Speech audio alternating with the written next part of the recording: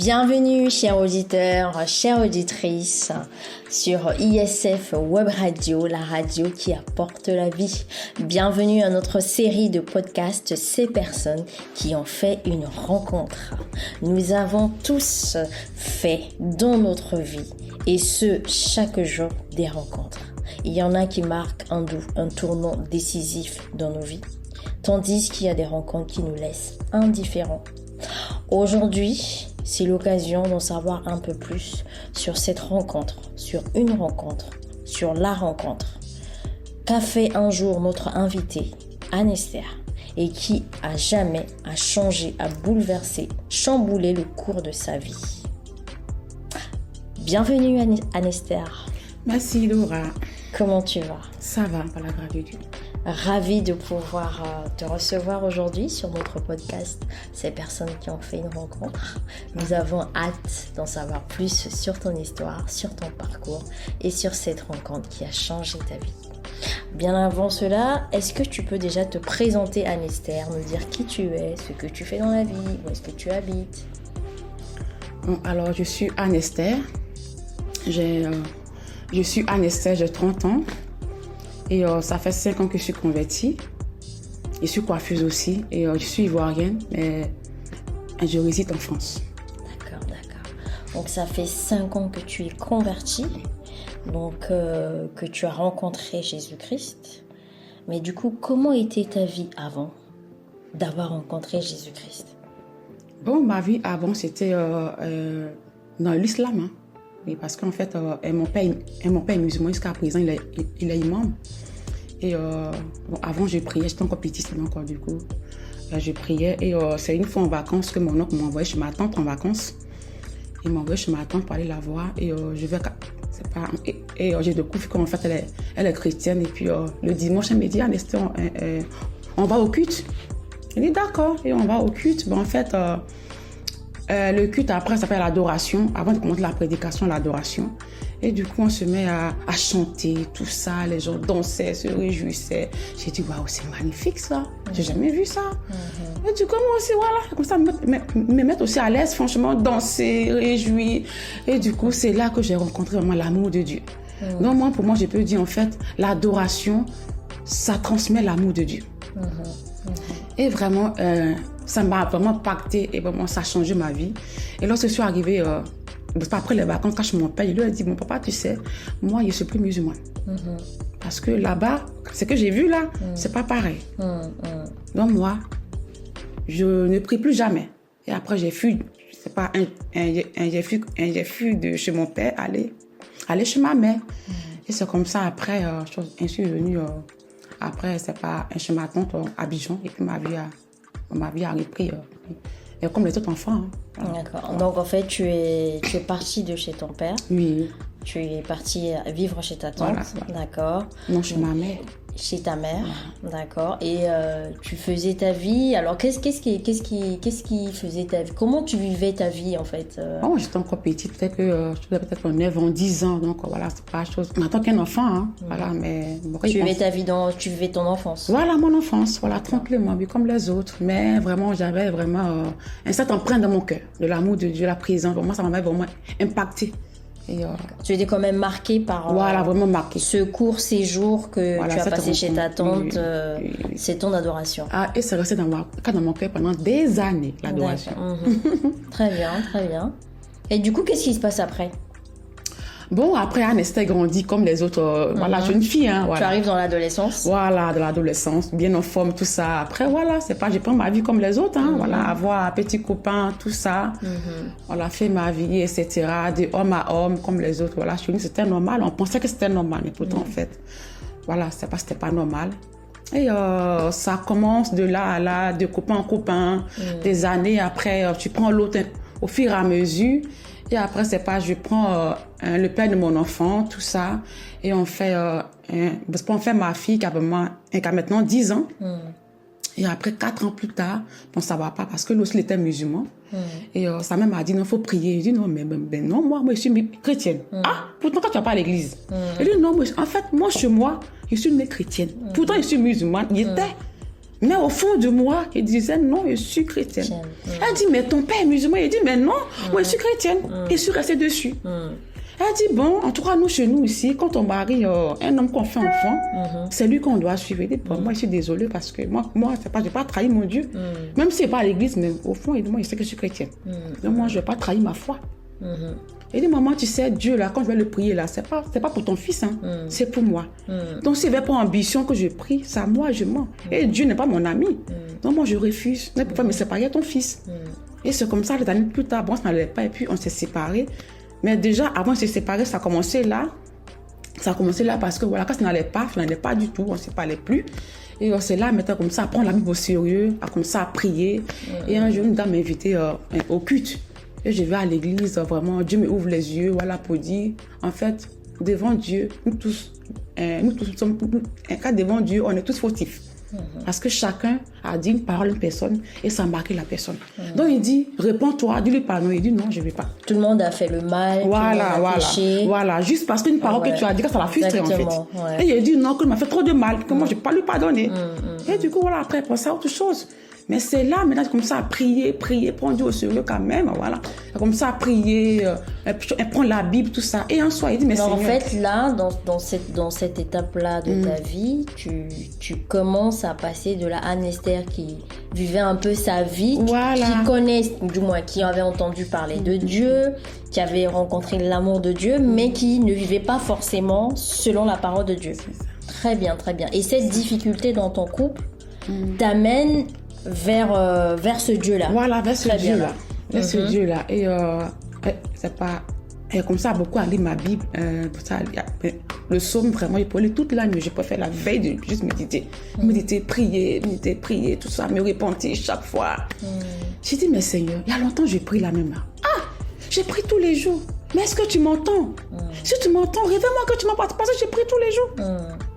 Et du coup, c'est là qu'il me donne une vision. Bon, en fait, une vision, c'est quoi? Puisqu'il a dit, invoque-moi, le Dieu de ta détresse et je te répondrai. Donc, comme moi, il a demandé à le voir, ils veulent se faire voir, en fait, en tout cas, se montrer. Mais moi, par peur, puisque voilà, que tu n'es pas habitué à la vie, tout ça, non, du coup, j'ai coupé la prière et voilà, j'ai fait à autre chose pendant encore des mois. Et c'est là, maintenant, après que je suis rentrée en famille, et ma soeur m'invite au culte, pour la première fois maintenant, elle m'invite au culte, à l'église. Donc là, c'est ta sœur qui t'invite voilà. Dans un autre culte, dans l'église où elle va d'habitude. Oui. Très exactement, bien. Exactement. Et c'est comme ça, de là, le pasteur dit oui, c'est pas qu'une jeune fille ici, elle priait, elle a dit à Dieu que je veux te voir, mais il vient et tu coupes la prière. Il fallait continuer, parce qu'il a dit en fait, il t'a prouvé qu'il était là, qu'il t'entendait, qu'il était auprès de toi. Donc en fait, c'était là, on voit vraiment, Anne-Esther, que tu es en train de nous dire que tu pries un Dieu qui écoute et qui répond. Et qui répond, exactement. Exactement. D'accord. Et comme la Bible dit, le Dieu de ta détresse, invoque-moi et je te répondrai. En fait, il a répondu qu'il était là et qu'il compatissait avec moi dans mes douleurs. Ta douleur. Mais comme il ne savait pas, voilà, il était ignorant. Et c'est comme ça, il dit, ah, mais c'est intéressant ça. Mais comme il a su que, voilà, que c'était passé là. Oui, parce que tu l'as, en plus, tu l'as jamais vu, ce monsieur-là. C'est ça, jamais vu. C'est la première fois que je le vois. Et il me dit, qu'est-ce que j'ai vécu quand dans ma chambre, quand dans le secret, quoi. Je dis, ah, donc en fait, ce Dieu, c'est au sérieux. Et c'est là la crainte de Dieu a commencé dans mon cœur, comme ça, à prendre au sérieux. Et comme ça, aller au culte tous les dimanches, tous les mercredis, tous ces pâtés au culte, tout ça. Et mon cœur est vraiment là, comme ça, à travailler mon cœur, façonner mon cœur, comme ça, à laisser le péché un peu comme ça, la chose, et me réajuster au fur et à mesure. Mais vraiment, il a pris le temps de me façonner pendant des années. En fait, c'est comme si, en fait, de mon enfance jusqu'à ma conversion.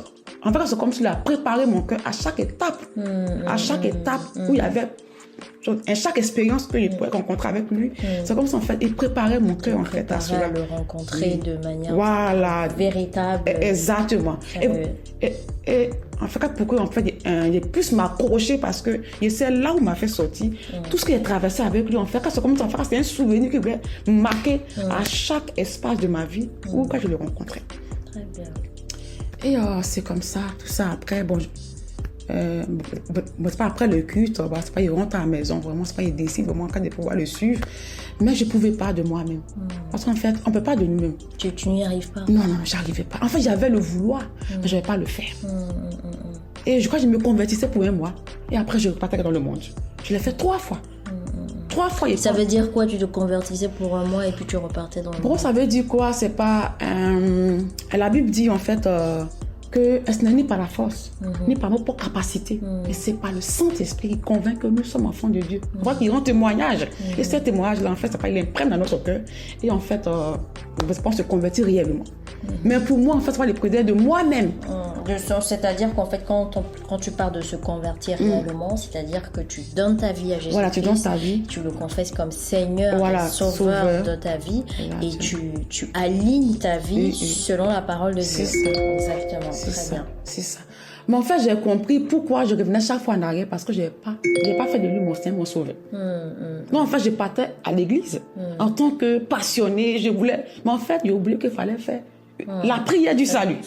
Fallait le suivre, fallait l'accepter. Voilà. En fait, tu allais dans l'église parce qu'il y avait une bonne ambiance. Voilà, j'ai partais. Tu te sentais bien. Voilà, mon cœur comme ça s'ouvrit. Oui, mais c'est pas qu'il fallait faire l'appel au salut. L'appel au salut qui consiste en fait à accepter Jésus-Christ et l'inviter dans ma vie. Exactement. À prendre le contrôle. Très bien. Donc du coup, c'est pas, il partait chaque fois en arrière en fait. Il partait chaque fois en arrière. Voilà. Et comme quand l'ennemi, en fait, il connaît un peu ton faille. Et comme il sait que mon petit côté, c'est un peu les hommes, donc il mettait chaque fois les hommes sur mon chemin. Et ça fait que je reviens en arrière. Et c'est comme ça, après, j'ai dit, mais je suis fatiguée. Il dit, bon, mes soeurs, laissez-moi faire ma vie parce que j'en ai marre. Chaque fois, je chante. Et puis, je chante. Et aujourd'hui, j'ai pris ma décision. Je ne retourne plus en arrière. C'est fini. Et puis, je chante. J'ai pris ma décision. Je ne veux plus retourner. Et, même pas un mois, je retourne en arrière. J'ai dit, non, du coup, moi, j'étais un peu découragée. Et puis, je dis à ma soeur, bon, laissez-moi faire ma vie. Le jour, mes 2 pieds seront à l'église, ça sera 2 pieds. Pour le moment, laissez-moi faire ma vie. Très bien. Et c'est comme ça, j'ai continué ma vie encore. Tu continuais ta vie. Mais du coup, qu'est-ce qui a fait le déclic? À quel moment, là, du coup, il y a eu cette rencontre, cette transformation? Le déclic, c'est lorsque j'étais le 24 décembre 2015.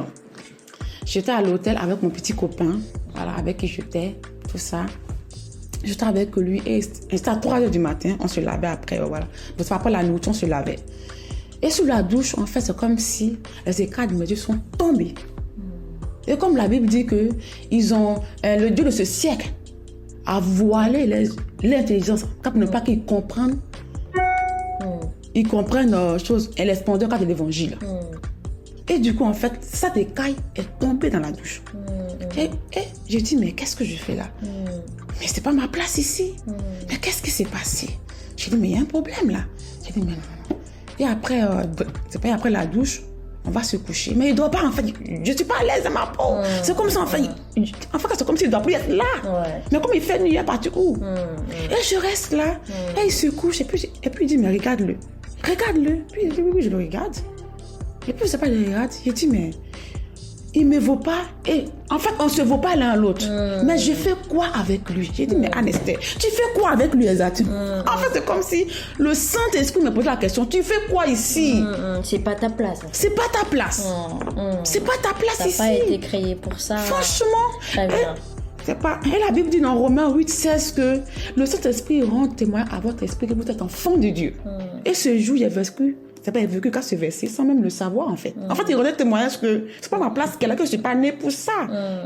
Toi, Anesther, non, quand tu n'es pas née, c'est pas ta vie qu'elle a en fait. Je dis, mais bien sûr, c'est pas ma vie. Mais qu'est-ce que je fais là? Il fait que... Il dit, non, c'est bon, demain je me convertis. Qu'est-ce qui se passe après? Et après, le matin, c'est pas je le réveille. Il dit, bon, mon frère, réveille-toi parce que moi, matin, c'est pas je me convertis.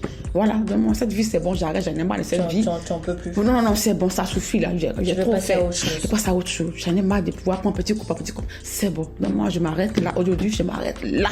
Très bien. Je m'arrête là. Il a dit, ok, pas de souci. Et puis, il m'a dit, ok, en tout cas, franchement, c'est une bonne nouvelle en fait. Et en fait, il a compris que le Seigneur avait déjà tout disposé à ma faveur. Parce que c'était le moment. C'était le moment où lui-même, il rentre dans la conversion. Du coup, ce n'est pas moi qui me convertis. C'est lui qui peut me chercher désormais.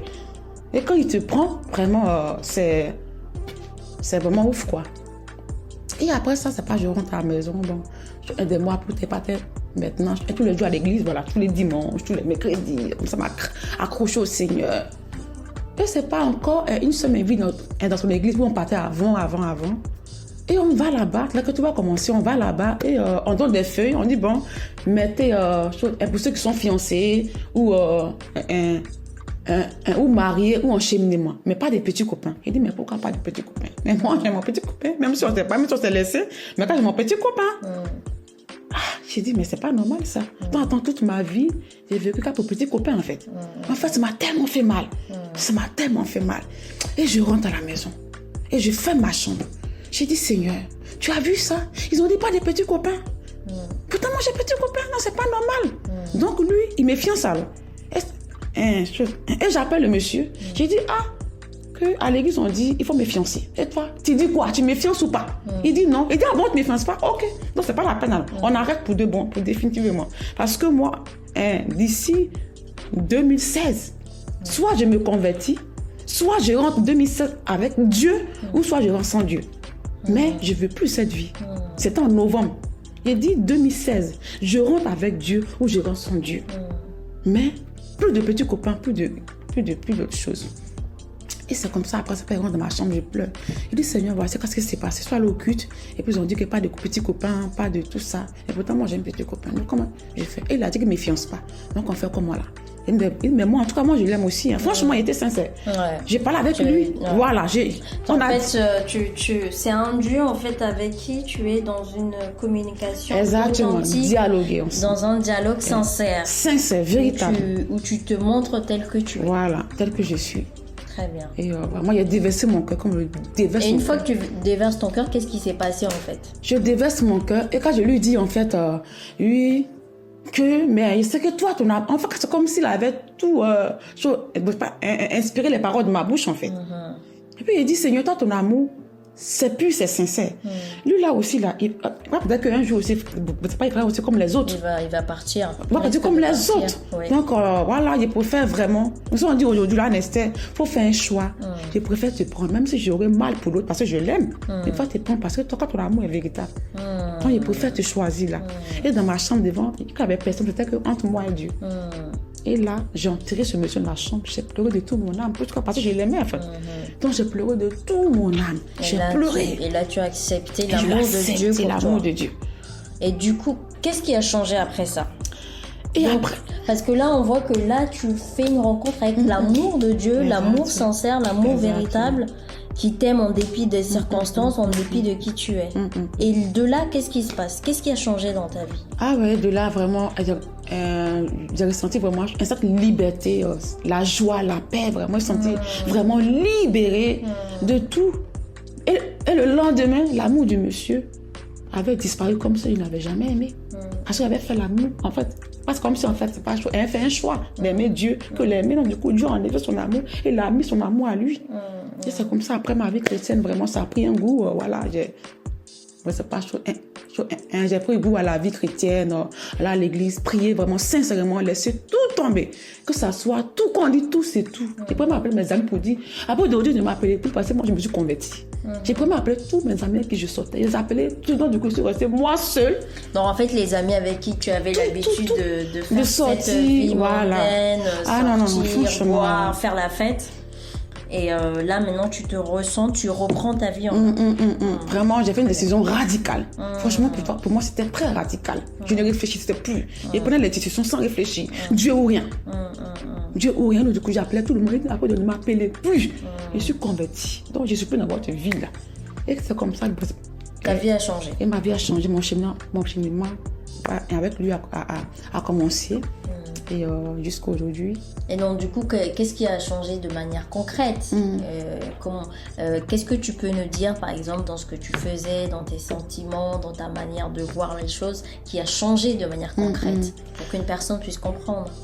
Je peux dire, en fait, de manière concrète, avant, je pensais que vivre une vie, oui, c'est pas une publicité, des petits copains, petits copains. Pour moi, c'était normal, en fait. Mais non, c'était pas normal, parce qu'en fait, c'est un perte de temps. C'est un perte de temps. Et puis aussi, c'est aussi une autre vie aussi conçue, en fait. Et aussi, c'est aussi les transferts de grâce que j'ai fait, parce que nous sommes des voilà. Donc, il y a beaucoup de choses. Et c'est comme ça, ma vie a pris un coup. J'ai comme ça à aimer le Seigneur, à aimer le jeûne, la prière, tout ça, m'accrocher, m'attacher. Et après, à l'évangéliser. J'ai commencé à le servir. Oui, donc, après ça, ce qui a changé, c'est pas concrètement, quand elle était une personne très timide. Très timide. Ça fait même que ça a même gâté mon école parce qu'il ne parlait pas beaucoup à l'école. Pour m'exprimer. J'étais très timide. Et après cela, bon, lorsque j'ai commencé à évangéliser, la timidité est partie. J'ai commencé à évangéliser vraiment. Ah, mais la preuve, là, tu n'es pas timide. Ah ouais, franchement, mais pourtant j'étais une fille même pour m'exprimer, je pouvais pas en fait. Je pouvais même pas m'exprimer. Même à l'école, je pouvais pas m'exprimer. Parce qu'en fait, je bégayais très fort que maintenant. Donc moi, je commençais à parler, on dit, ah, qu'elle bègue, le temps qu'elle fait, mais, on dit non. Donc, du coup, j'ai gardé ma bouche fermée. Et ça fait que même quand mon école a été gâtée pour ça, parce que je parlais pas à l'école. Voilà. Et après ça, quand on s'est pas chose, quand je me suis convertie, j'ai été changer à une femme bouillante, fervente, zélée pour Dieu, parler, mais je parle plus maintenant qu'avant. Voilà. Je parle maintenant plus qu'avant, et passionnée, servir le Seigneur, et vraiment pour moi. Et après ça, et après, quand dans mon cheminement, vraiment, j'ai regretté pourquoi j'ai duré tant dans le monde. J'ai vraiment regretté, dit, mais c'était connu tout, c'était bon, j'ai perdu le temps. Mais vraiment, je rends grâce à Dieu parce que en fait, il fait toutes choses belles en son temps. Exactement. Waouh, quelle histoire, quel parcours. Un parcours, une histoire de Anne Esther qui a rencontré l'amour qui l'a bouleversée, l'amour qui l'a changé, qui l'a transformée. Tu es passé d'une vie un peu de débauche, si on peut dire ça comme ça, à une vie où maintenant tu es sérieuse. Des déceptions. Tu es aussi quelque part aussi comblée parce que. Exactement. Est-ce qu'aujourd'hui tu es mariée Bon, pas pour le moment. Voilà. Mais en fait, on voit une femme célibataire, mais qui est épanouie. Qui est épanouie. Très bien. Épanouie, c'est ça le mot, épanouie. Wow. Parce qu'en fait, un jour, je lui ai dit, mais un jour, je ne sais pas poser la question, Seigneur, pourquoi tu n'es pas comme mari? En fait, il m'a dit que le mariage, c'est un supplice. Il dit le mariage, en fait, oui. C'est un supplice. Voilà, c'est un supplice. C'est lui qui comble. Il dit c'est lui qui rend heureux. Le mariage, c'est un complémentaire, en fait. Donc, il dit, cherche-moi.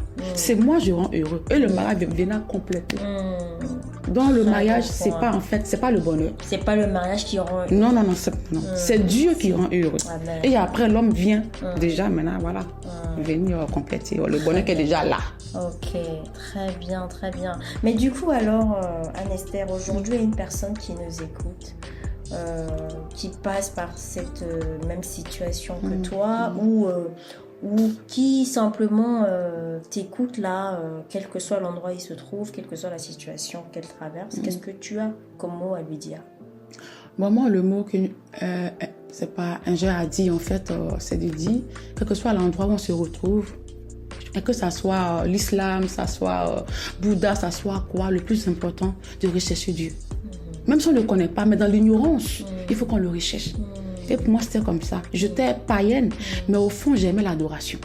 Malgré que j'étais païenne, j'aimais. En fait, c'est comme si je m'attachais toujours à cela, en fait. Et je pense que c'est ça qui l'a attiré vers moi. Parce que l'adoration, c'est lui. Ce sont ses paroles. En fait, quand tu le chantes, c'est comme ça quand tu l'invites, sans le savoir. Mais moi, je peux dire que soit là où on est, Dieu nous aime tel que nous sommes. Parce que regarde, Marie, même qui n'était pas convertie,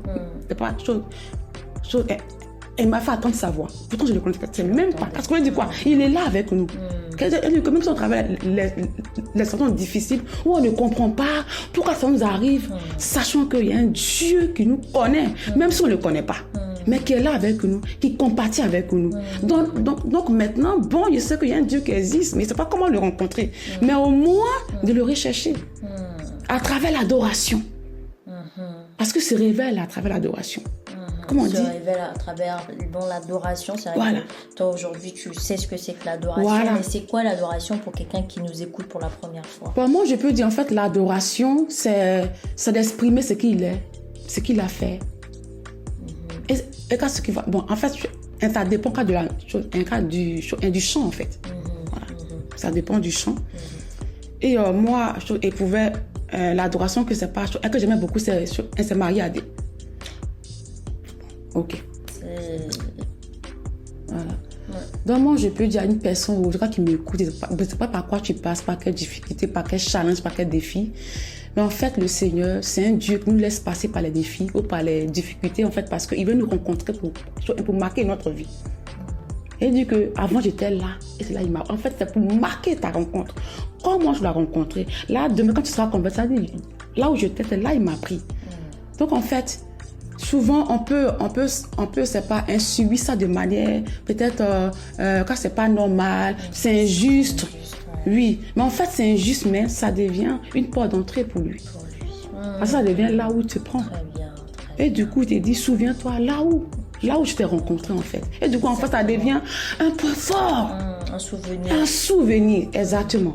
Un souvenir d'une rencontre vraiment qui t'a changé. Waouh. Quelle belle histoire, Anne-Esther.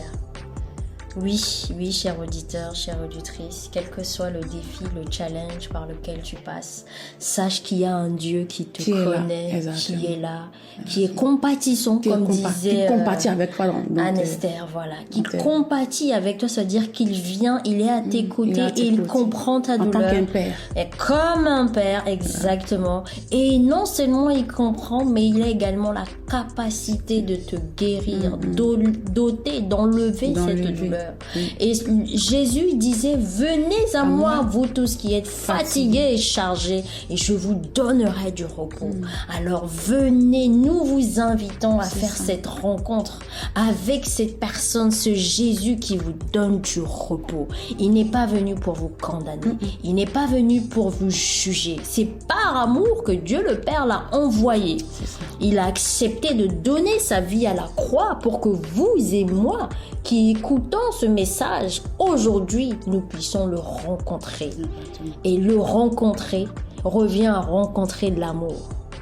Revient à rencontrer la vérité qui affranchit, la vérité qui libère d'une vie peut-être dont on n'est pas fier, d'une vie de débauche, d'une vie de désordre, ou peut-être on est addict à l'alcool, à des vices de quelque sorte. Mais sachez que Jésus est celui qui vous libère. Si vous rencontrez le Fils, si vous connaissez le Fils, il vous affranchira. Amen. Nous pouvons aussi vous inviter à faire cette rencontre dès maintenant. Et aussi, je voulais aussi ajouter un mot. En fait, il ne juge pas. En fait, c'est pas un Dieu nous prend tel que nous sommes.